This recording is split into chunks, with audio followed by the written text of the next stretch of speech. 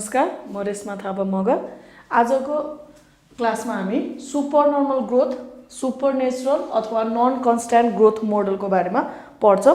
यो भन्दा अगाडिको क्लासमा मैले जेरो ग्रोथ मोडल र कन्स्ट्यान्ट ग्रोथ मोडल बुझाइसकेको छु।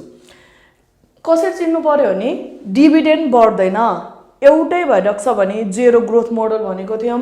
यदि एउटा मात्र ग्रोथ रेट दिन्छ भने त्यो कन्स्ट्यान्ट ग्रोथ मोडल र ग्रोथ रेट चाहिँ एउटा भन्दा बढी दुईटा, तीनटा, चारटा, पाँचवटा दिन्छ भने त्यसलाई चाहिँ हामी के भन्छौं? सुपर नर्मल ग्रोथ मोडल भन्छौं। र एक्जामको लागि धेरै इम्पोर्टेन्ट नै यही टपिक छ। अब super normal growth model question हेर्दै कसरी चिन्नु पर्यो भन्दा ग्रोथ दुईटा, तीनटा, चारटा, पाँचवटा जति पनि दिन सक्छ, एउटा भन्दा बढी डिभिडेन्डको ग्रोथ दिन्छ भने त्यसलाई चाहिँ के भन्छ? Super normal growth model. अब यसमा चाहिँ के छ भने फर्मुला चाहिँ जहिले पनि सेम हुन्छ भन्ने छैन। केस अनुसारको फर्मुला आफैले नै चेन्ज गर्दै लानुपर्ने भएको भएर सुरुमा यसमा चाहिँ एक दुईटा टर्म बुझ्नु पर्यो। यसमा हामीले टर्मिनल वा होराइजन इयर, अर्को टर्मिनल वा होराइजन भ्यालु, यो दुईटा कुरा नचिनिकन चाहिँ सुपर नर्मल ग्रोथ मोडलको चाहिँ के भन्दैन? फर्मुला बन्दैन। टर्मिनल भनेको टर्मिनेट हुनु, जहाँनिर चाहिँ सुपर नर्मल सकिन्छ वा टर्मिनेट हुन्छ त्यसलाई नै के भन्छ? Terminal year. र त्यही इयरको भ्यालुलाई चाहिँ हामी के भन्छौं? Terminal value. सिम्पली बुझ्दा के भन्ने भने जहाँबाट कन्स्ट्यान्ट सुरु हुन्छ त्यो भन्दा अगाडि त सुपर नर्मल इन भयो, त्यसलाई चाहिँ के भन्छौं हामी? टर्मिनल। सपोज क्वेशनले चाहिँ हामीलाई जी 1 र 2 दियो 20%, 3 दियो 15% र जी4 देखिको इन्फाइनाइट चाहिँ 5% दिन्छ। यसरी तीनटा ग्रोथ रेट दियो यो भने सुपर नर्मल भइहाल्यो। अब के बुझ्नु पर्यो? 4 देखि इन्फाइनाइट पिरियडसम्म हाम्रो के छ? कन्स्ट्यान्ट ग्रोथ छ। जहिले पनि 4 भन्दा पछि त 5% छ भनेपछि सुपर नर्मल कहाँ सिद्धियो? 1 र 2 मा 20 र 3 मा के छ हाम्रो? 15% भनेपछि हाम्रो लागि टर्मिनल इयर चाहिँ जहाँनिर कन्स्ट्यान्ट सुरु भयो त्यो भन्दा माथिको इयरलाई चाहिँ कुन इयर भन्छौं हामी? टर्मिनल इयर भन्छौं। अब यो केसमा टर्मिनल इयर कति भन्दा 3 हुन्छ र टर्मिनल भ्यालु भनेर सोध्छ भने क्वेशनमा हामीले के निकाल्नु पर्ने हुन्छ? P3 निकाल्नु पर्ने हुन्छ। सपोज क्वेशनले जी 1 देखिको 5 सम्म 20% दियो, जी6 देखिको इन्फाइनाइट पिरियडसम्म 4% दियो भने अब हुन त दुईटा ग्रोथ दियो, एउटा भन्दा बढी दिन साथ सुपर नर्मल भइहाल्यो। 6 देखिको पछि कन्स्ट्यान्ट छ, 6 पछि चेन्ज हुँदैन, जहिले पनि 4% छ भनेपछि यो कन्स्ट्यान्ट ग्रोथ भयो। कन्स्ट्यान्ट ग्रोथ 6 बाट सुरु छ भने हाम्रो कहाँनिर गएर सुपर नर्मल इन भयो? 5 मा गएर। भनेपछि यस्तो केसमा टर्मिनल इयर हामीलाई 5 हुने भयो र टर्मिनल भ्यालु भनेर के निकाल्नु पर्ने हुन्छ? P5। जब त्यो टर्मिनल भ्यालु र टर्मिनल इयर चिन्छौं त्यो पछि नै हाम्रो के हुन्छ? फर्मुला बन्छ। सपोज अर्को एउटा गरौँ, जी1 र 2 20%, जी3 देखिको इन्फाइनाइट चाहिँ 5% दियो। यसले के बुझ्छ? 3 इयर भन्दा पछाडि जहिले पनि अब डिभिडेन्डको ग्रोथ कति नै पर्सेन्ट छ? 5% नै छ भनेपछि 3 बाट कन्स्ट्यान्ट सुरु छ भनेपछि सुपर नर्मल कहाँ सक्यो? 2 मै सक्यो। त्यही भएर टर्मिनल इयर भन्यो भने 2 इयर हुन्छ र टर्मिनल भ्यालु भन्यो भने के निकाल्छौं? P2 निकाल्छौं। अब जब हामीले टर्मिनल भ्यालु र टर्मिनल प्राइस चिन्छौं त्यो पछि बल्ल के हुन्छ? फर्मुला बन्छ हाम्रो। ल अब फर्मुला बन्ने बेला के याद गर्नु पर्यो भने सपोज क्वेशनले जी1 र 2 दियो 20%, जी3 र 4 दियो हामीलाई 15%, जी5 देखि इन्फाइनाइट दियो रे सपोज 3%, हैन? ग्रोथ दिन्छ नि क्वेशनले। ग्रोथ चाहिँ 1 र 2 लाई 20%, 3 र 4 लाई 15% र 5 देखि पछाडि चाहिँ 3% छ भने अब यस्तो केसमा टर्मिनल कुन हुन्छ? हामीले के छ? 5 बाट त हाम्रो कन्स्ट्यान्ट सुरु छ भनेपछि 5 भन्दा माथि कुन इयर छ हामीसँग? 4 भनेपछि अब हाम्रो लागि टर्मिनल इयर नै कति हुन्छ? 4 र टर्मिनल भ्यालु भनेको के हुन्छ? P4, हैन? टर्मिनल इयर 4 इयर भयो र टर्मिनल भ्यालु भनेको चाहिँ के हुन्छ? P4 भयो। अब यस्तो केसमा अब मलाई P0 निकाल्नु पर्यो भने हामीले बुझेछौं टर्मिनल इयर कुन हो भनेर 4 हो भनेर। त्यही भएर P0 हाम्रो पुरानो रुल P0 हुनसाथ D1 हुन्छ र टर्मिनल 4 हो नि त। त्यही भएर D1 लेख्दै D2 D3 D4 पुर्याउने। किन 4 सम्म पुग्यौं भन्दा टर्मिनल नै 4 र D4 मा के जोडिदिन्छौं टर्मिनल भ्यालु जोडिदिन्छौं। अपनमा 1 + ks को पावर 1 हुन्छ, 1 + ks को पावर 2 हुन्छ, 1 + ks को पावर 3 र 1 + ks को पावर के छ 4 हैन। जहाँ टर्मिनल इयर हो त्यहाँ गएर के हुनु पर्यो हाम्रो स्टप हुनु पर्यो। सपोज g हामीलाई 1 दियो 20%, g2 दियो 15%, g3 देखि इन्फाइनाइट चाहिँ 5% दियो भने यस्तो केसमा कुन हुन्छ टर्मिनल 2 इयर हैन। 3 बाट के छ हाम्रो कन्स्ट्यान्ट सुरु छ भने टर्मिनल कुन हुने भयो 2 इयर चाहिँ हाम्रो टर्मिनल हो नि। त्यही भएर अब यस्तो केसमा मलाई P0 निकाल्नु पर्यो भने D1 बाटै सुरु भयो किनभने 0 हुँदा 1 बाट सुरु भयो, टर्मिनल 2 भएको भएर D2 र कहाँसम्म पुग्छौं हामी P2 टर्मिनल पुग्न साथ त्यसमा के गर्छौं टर्मिनल भ्यालु जोड्छौं। अपनमा 1 + ks को पावर 1 1 + ks को पावर के हुन्छ 2। फर्मुला चाहिँ के हुन्छ ग्रोथ को प्याटर्न अनुसारको चेन्ज हुन्छ।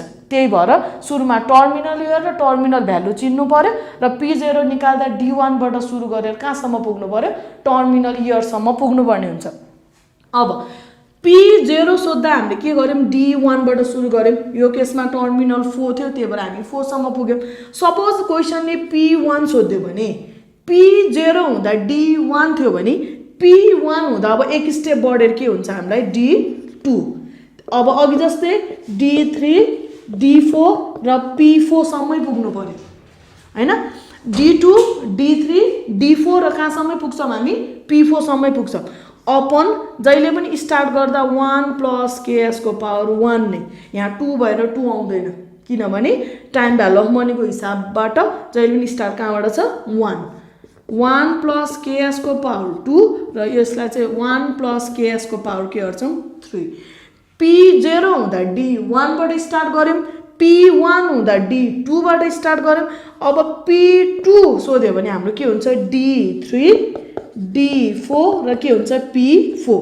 किन 4 सम्म पुगिरहेछौं भन्दा हाम्रो टर्मिनल नै कुन थियो यसमा 4 इयर थियो। अपनमा 1 + ks को पावर 1 अपन 1 + ks को पावर के हुन्छ 2 यसरी लेख्छौं। अब P0 लेख्यौं, P1 लेख्यौं, P2 लेख्यौं। अब P3 चाहियो भने P2 हुँदा D3 छ भने P3 हुँदा के हुन्छ D4 र P4 त छुटाउने कुरा आउँदैन किनभने टर्मिनल हो। अपन अब 1 + ks को पावर के गर्छौं 1 हैन। P0 भयो, P1 भयो, P2 भयो, P3 भयो। अब हामीलाई के चाहियो P4। P4 को फर्मुला के हुन्छ D5। अब हाम्रो रुल के छ 5 बाट त कन्स्ट्यान्ट छ र हामीले अगाडि पढिसकेको छौं कन्स्ट्यान्ट ग्रोथ मोडलमा अपनमा के जान्छ ks - g हैन। जेरो ग्रोथ मोडलमा ks मात्र, कन्स्ट्यान्ट ग्रोथ मोडलमा ks - g र सुपर नर्मलमा के छ 1 + ks। अब मलाई यहाँनिर P10 चाहियो भने पहिला जस्तै रुल P10 हुँदा D11 जहाँनिर हामी के छ कन्स्ट्यान्टमा पुगिसकेछौं। अपनमा के हुन्छ ks - g। हामीसँग यहाँ एउटा क्वेशन छ dividend are expected to grow at a rate of 16% during next 2 years। अबको नेक्स्ट 2 इयर्स सम्म डिभिडेन्ड चाहिँ कति पर्सेन्टले बढ्छ रे 16% ले हैन। यसलाई रफली पहिला लेखौं अनि ल्याङ्ग्वेजमा लेख्छौं। G1 र 2 चाहिँ 16% भन्न खोज्यो भने नेक्स्ट 2 इयर को भन्यो at 10% in the third year र थर्ड इयरमा गएर G3 कति पर्सेन्टेज छ 10% and at a constant rate of 6% thereafter र त्यो पछि चाहिँ ग्रोथ रेट हाम्रो कति पर्सेन्टेज छ 6%। 3 सम्म भइसकेको छ भने 3 पछि भनेको कुन इयर हुन्छ 4 इयरबाट पछाडी चाहिँ कति पर्सेन्टेज हुन्छ 6% हैन। अब यसलाई नै हामीले के गर्ने ल्याङ्ग्वेजमा लेख्दा growth rate for first 2 years G1 र 2 चाहिँ हामीलाई कति पर्सेन्टेज दियो क्वेशनले 16%। त्यो पछि third year growth rate in year 3 G3 भनेको हामीलाई दियो 10% र त्यो पछि कन्स्ट्यान्ट ग्रोथ रेट G4 देखिको इन्फाइनाइट सम्म चाहिँ कति पर्सेन्टेज दिइराछ 6% हैन 1 र 2 को 16%, 2 को 1 र 2 को 16%, 3 को 10%, 4 देखि पछाडी चाहिँ कति पर्सेन्टेज हुन्छ 6% हुन्छ भने। अब क्वेशन हेर्न साथ थाहा पायौं ग्रोथ रेट एउटा मात्र छैन तीनटा छ। अब जब एउटा भन्दा बढी ग्रोथ रेट हुन्छ यो कुन मोडल भयो सुपर नर्मल मोडल भयो र अब कुन चाहिँ टर्मिनल इयर भनेर चिन्नु पर्यो भनेपछि 4 बाट के छ कन्स्ट्यान्ट छ भनेपछि हाम्रो लागि टर्मिनल कुन इयर हुन्छ 3 इयर। अहिले हामी फर्मुला बनाउँदा कहाँसम्म जान्छौं इयर 3 सम्म जान्छौं। अब कम्पनीज लास्ट डिभिडेन्ड भनेको बाँडिसकेको डिभिडेन्ड हो त्यही भएर यो हाम्रो लागि के हुन्छ D0 हैन। लास्ट डिभिडेन्ड भनेको बाँडिसकेको डिभिडेन्डको कुरा गर्छ भने जहिले पनि हामीलाई के हुन्छ D0 last dividend D0 equals to rupees कति छ 11.5 र रिक्वायर्ड रेट अफ रिटर्न के यास छ हामीलाई 12%।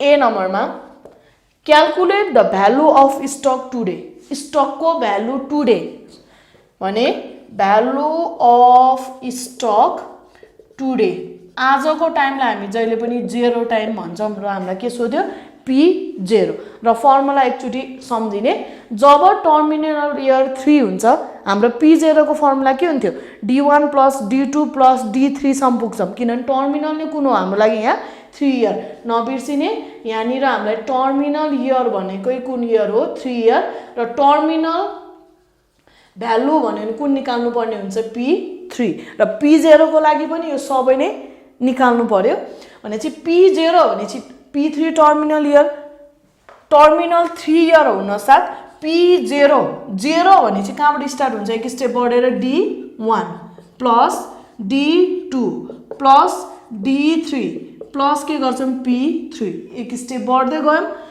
अपन 1 प्लस ks को पावर 1 प्लस ks को पावर 2 र 1 प्लस के छ ks को पावर 3।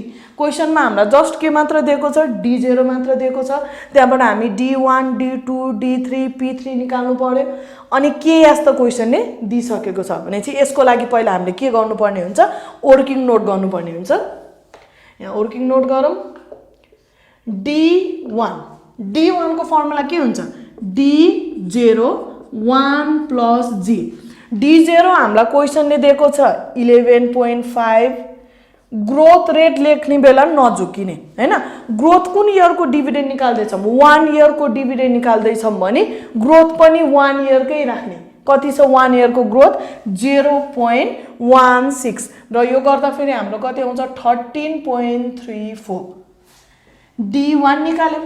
अब अर्को के चाहिन्छ D2 D1 हुँदा D0 1 + G छ भने D2 हुँदा D1 1 + G यसमा धेरैवटा ग्रोथ रेट दिएको कारणले हामी जम्प गर्दैनौं सिरियल वाइज नै निकाल्छौं भनेपछि D1 निकाल्यौं। अब D2 निकाल्दा D1 1 + G D1 भर्खरै निकाल्यौं 13.34 1 प्लस हामी कुन इयर को डिभिडेन्ड निकाल्दै छौं 2 इयर को भनेपछि ग्रोथ रेट पनि कुन इयर कै राख्ने 2 कै राख्ने 2 को ग्रोथ रेट हामीलाई कति छ 0.16 र डिभिडेन्ड आउँछ 15.4744 हैन।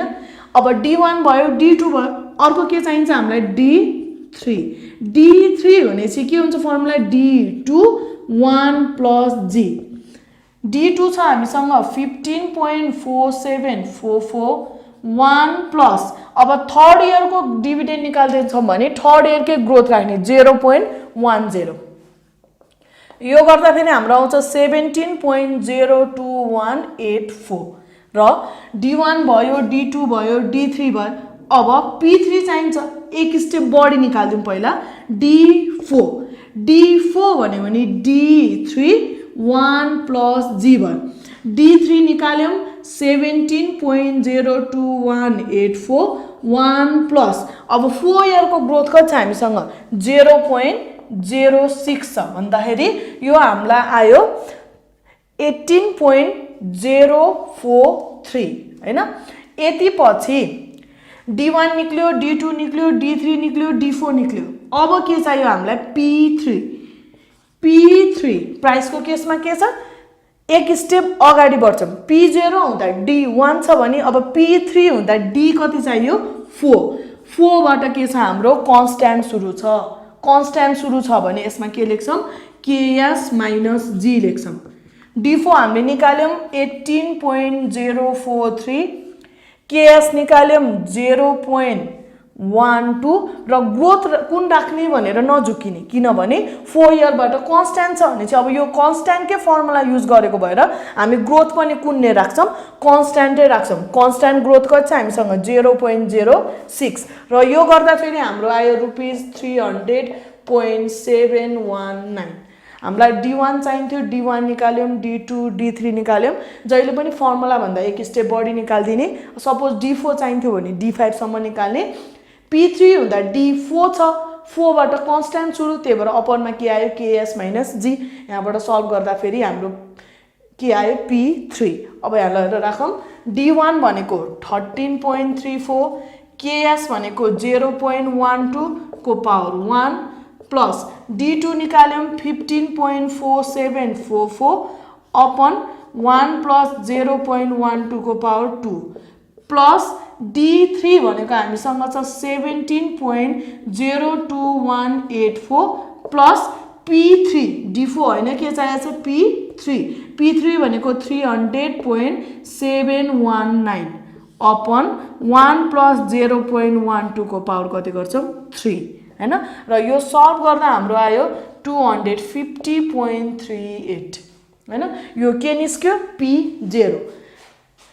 P0 निकाल्दा पहिला वर्किङ नोट गर्यौं लएर बल्ल के गर्यौं भ्यालु राख्यौं कहिलेकाहीँ के हुन्छ भने टर्मिनल इयर सोधिन्छ ए नम्बरमा 3 इयर भने लेख्नु पर्यो टर्मिनल भ्यालु सोध्यो भने P3 सुरुमा यो वर्किङ नोट सिरियल वाइज गर्ने मैले भनिरहेको छु सुपर नर्मलमा धेरैवटा ग्रोथ हुने भएर जम्प नगर्ने डिभिडेन्ड सिरियल वाइजै निकाल्नु पर्ने हुन्छ त्यही भएर P3 सुरुमै सोध्यो भने पनि D1 D2 D3 D4 गर्दै बल्ल P3 निकाल्नु पर्ने हुन्छ हैन यहाँबाट हामीले P3 निकाल्यौं अनि लगेर P0 निकाल्यौं अब B नम्बरमा calculate the expected stock price in year 1 भनेको स्टक प्राइस इयर 1 मा भनेको के सोध्यो P1 एन्ड 2 भन्छ अनि के सोधेको P2 हामीलाई यहाँ निर B नम्बरमा price of stock in year 1 P1 equals to what र price of stock in year 2 P2 equals to what हैन B नम्बरमा हामीलाई यति सोधेको छ P1 र के सोध्यो क्वेशनले P2 सोध्यो अब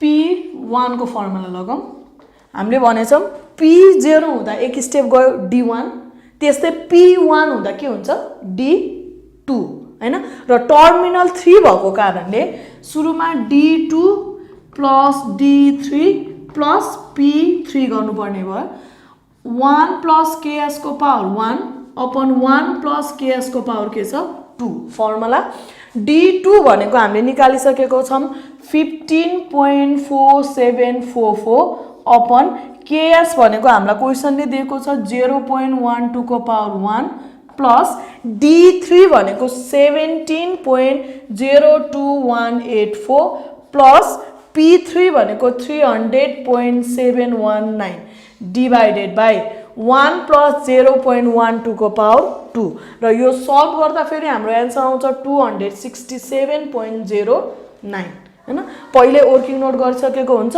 सजिलो छ अब P1 त निकाल्यौं अब अर्को के पालो छ लास्टमा P2 अब P1 हुँदा D2 एक स्टेप अगाडि गयौं भनेपछि अब P2 हुँदा के हुन्छ D3 plus P3 upon 1 plus KS को पावर 1 D3 छ 17.02184 प्लस P3 छ 300.719 डिभाइड बाई 1 प्लस 0.12 को पावर 1 यति सल्भ गर्दा फेरि हाम्रो एन्सर आउँछ 283.67 हैन यो हिसाबमा के गर्यौं P0 पनि निकाल्यौं P1 पनि निकाल्यौं र P2 पनि निकाल्यौं यो क्लास यति नै धन्यवाद